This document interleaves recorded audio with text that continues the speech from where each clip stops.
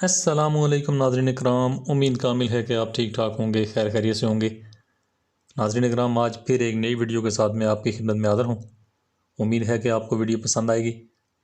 तो नाज़रीन इकराम, आज यरकान के हवाले से मैं बात करूँगा। तो यरकान, पीलिया, जॉन्डिस ये एक ही चीज़ है, एक ही चीज़ के तीन नाम हैं। तो नाज़रीन इकराम, इसमें जो है मुख्तसर किस्म के और जामे किस्म के टोटका जात मैं आपको बताऊँगा, जिससे आपको खासा अफाका होगा।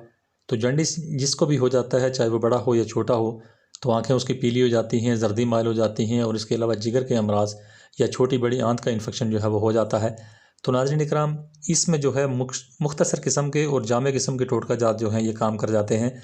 तो इनके अलावा आप अगर किसी डॉक्टर के पास जाते हैं तो ज़ाहिर डॉक्टर भी ट्रिप्स वगैरह लगवा लेते हैं। वो आपको ट्रिप्स के अलावा बहुत कम होता है कि वो आपको कोई मेडिसिन तजवीज़ करें, क्योंकि इसमें यह है कि पानी का ज़्यादा जो है इसमें इस्तेमाल भी होता है, और पानी जो है जिस्म से ज़्यादातर खारिज भी होता है, और पानी की वजह से ही सारा कुछ इसका निज़ाम जो है ख़राब हो जाता है। तो ये जो है जरकान, पीलिया जो भी होता है, तो इसमें पानी की कमी जो है बहुत ज़्यादा हो जाती है।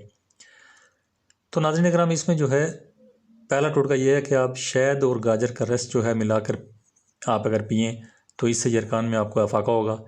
उसके अलावा शहद के साथ पके हुए केले अगर आप इस्तेमाल करें तो इससे भी आपको अफाका होगा। इसके अलावा नाज़रीन इकराम, अदरक का रस और गुड़ खाने से भी यरकान में काफ़ी अफाका होता है। इसके अलावा नाज़रीन इकराम, सफ़ेद प्याज, गुड़ और थोड़ी सी हल्दी जो है ये मिला के सुबह शाम खाने से इससे भी जो है यरकान में काफ़ी अफाका होता है। इसके अलावा गाजर का अगर चूरन, आपको गाजर जो है वो आपको क्रैश करके उसका चूरन 1 तोला और दही जो है 4 तोला ये मिलाकर खाने से भी यरकान में काफ़ी अफाका होता है।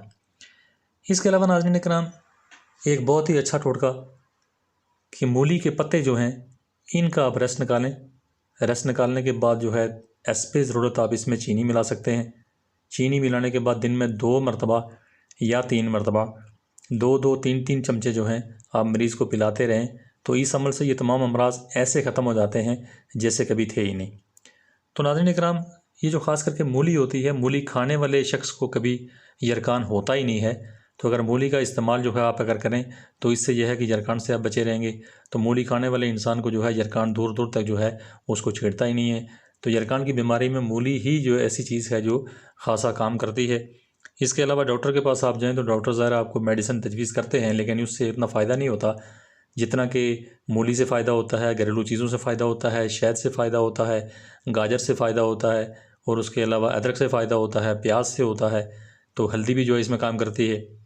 तो इन चीज़ों का जो है इस्तेमाल अगर आप ज़्यादा करें तो वैसे भी जो है यरकान से आप बचे रहेंगे। तो यरकान में जो है ठंडी चीज़ें इस्तेमाल करनी पड़ती हैं, लेकिन अगर मौसम ठंड का है तो ठंडी चीज़ें इस्तेमाल करने से और आपका गला ख़राब हो सकता है, और आपको खांसी हो सकती है, और आपको मैदे के मसाइल भी आ सकते हैं। तो इसलिए इससे बचने के लिए जो है बड़ा आसान तरीका ये है कि आप इसमें घरेलू टोटके जो मैंने आपको बता दिए हैं, तो इसमें से किसी भी टोटके को आप इस्तेमाल कर सकते हैं।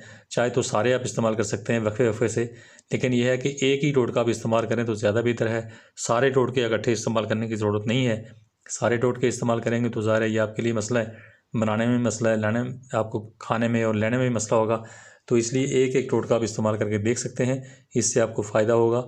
तो मूली का जो है डेफ़िनेटली जो है ये यरकान के लिए ख़ास करके पत्ते ख़ास करके मूली के बहुत फ़ायदेमंद होते हैं। इनको कूट के रस निकाल के उसके बाद चीनी मिला लें आप, ये शहद मिला लें।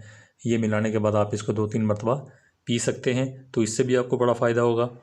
तो नाज़रीन इकराम, ये थे यरकान के हवाले से कुछ थोड़े से टोटका जात जो मैंने आपके सामने पेश किए हैं। उम्मीद है कि आपको वीडियो पसंद आएगी।